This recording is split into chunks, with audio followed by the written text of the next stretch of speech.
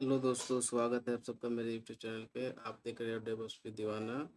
दोस्तों, आज हम पढ़ेंगे गिट हिस्ट्री के बारे में और फिर हम स्टार्ट करेंगे गिट। ठीक है, तो समझते हैं गिट हिस्ट्री के बारे में एकदम डिटेल्स में, एकदम स्क्रैच से समझते हैं। फिर उसके बाद हम लोग गिट करेंगे विद हैंड्स ऑन।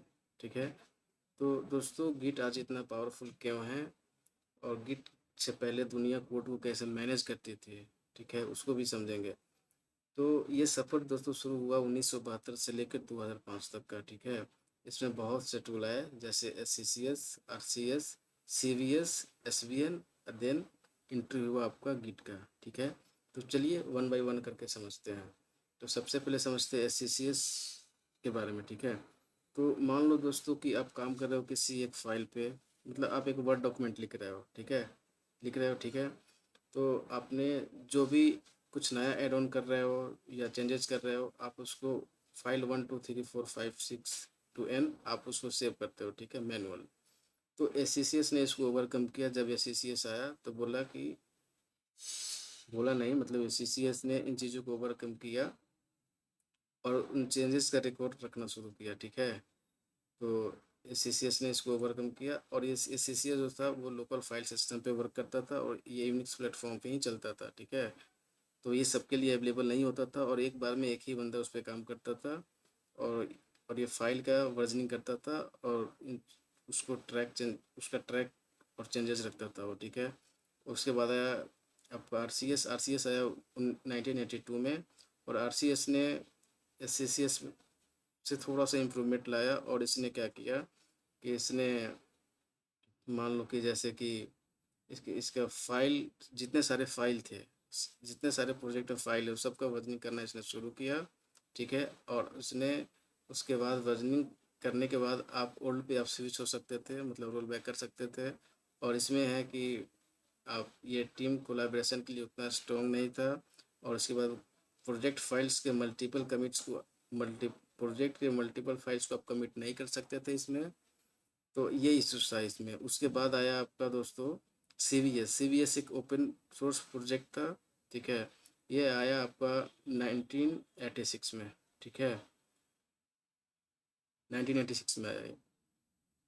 तो दोस्तों इसमें क्या था, CVS concurrent file version control system इसका फुल फॉर्म है। तो इसमें था एक्चुअली क्या कि इसमें आप रिमोटली वर्क कर सकते थे, मतलब ये सर्वर क्लाइंट का फीचर्स लेकर पहली बार आया था CVS ने। ये ओपन सोर्स था और इसमें ये था कि आप कहीं से भी बैठ के, आप मान लो कि आपकी टीम में 5 बंदे काम करते हैं तो पांचों बंदे इस पे काम कर सकते थे, कमिट कर सकते थे। लेकिन इसमें इसका भी एक लिमिटेशंस था कि आप इसमें जो है कि सिर्फ फाइल का वर्जनिंग कर सकते थे, जिसमें डायरेक्टरी का वर्जनिंग नहीं कर सकते थे।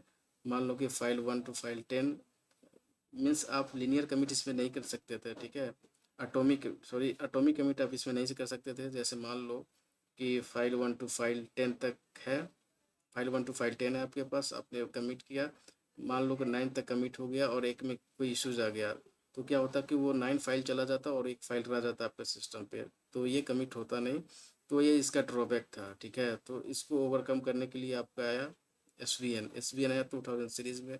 SVN आने के बाद क्या हुआ दोस्तों, ये भी क्लाइंट और सर्वर मॉडल पे वर्क करता था। ठीक है, तो इसमें था क्या कि बेसिकली इसमें जो उसमें इशूज़ था आपका CVS में कि फ़ाइल कहीं वर्जनिंग होता था, तो इसने इसने शुरू किया कि नहीं, फ़ाइल के साथ ही डायरेक्टरी का भी वर्जनिंग करता था और इसमें एटॉमिक कमिट लाया इसने। ठीक है, मान लो कि आपका 10 फाइल है, आपने कमिट 9 फाइल किया, एक में इशूज़ आ गया, जो उसमें इशू आ रहा था वो इसमें नहीं था। इसमें होगा कि अगर 10 फाइल है, 10 कमिट एक बार होंगे, नहीं होगा तो कोई भी नहीं होगा। मतलब इनकन्सिस्टेंसी जो है इसमें नहीं रहेगा। ठीक है, अगर होगा तो प्रॉपर जाएगा, नहीं होगा तो नहीं जाएगा। लेकिन दोस्तों इसमें एक चीज़ और है कि ये सेंट्रलाइजेस वर्जन कंट्रोल सिस्टम है। मान लो कि और आपका सेंट्रल सर्वर डाउन हुआ तो सारे बंदे बैठे रह जाएंगे, कोई कुछ नहीं कर सकता इसमें। ठीक है, तो इसमें इस इश्यूज को ओवरकम करने के लिए आपका यह गिट एक डिस्ट्रीब्यूटेड वर्जन कंट्रोल सिस्टम है। जो आपका जो भी हिस्ट्री है वो सारे आपके लोकल कॉपी आपके लैपटॉप पे आ जाता है और आप इजली सारे प्रोजेक्ट हिस्ट्री देख सकते हो और कमिट कर सकते हो। और इस- और उसके बाद क्या है कि दोस्तों मान लो कि अगर आपका गिट का जो सर्वर है अगर वो डाउन भी हो जाता है, उस केस में भी आप लोकली आप कमिट कर सकते हो, फाइल को ऐड कर सकते हो, मर्ज कर सकते हो। और इसमें ब्रांचिंग और मर्जिंग काफ़ी फास्ट होता है और ये लेटेस्ट है। और आज सारे लोग गिट पे ही वर्क करते हैं। तो दोस्तों, आज के लिए बस इन्फॉर्मेटिव वीडियो इतना ही था, और मिलते हैं नेक्स्ट वीडियो में।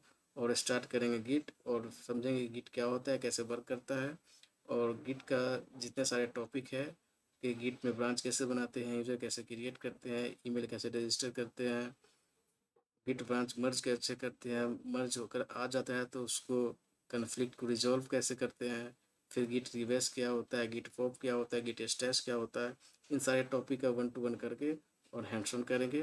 तब तक के लिए बाय बाय। देखते रहिए डेवॉप्स विद दीवाना। चैनल को लाइक करना ना भूले, सब्सक्राइब करना भी ना भूले, और अपने फ्रेंड और कलीग को जरूर फॉरवर्ड करें। तो मिलते हैं दोस्तों नेक्स्ट वीडियो में, तब तक के लिए बाय बाय।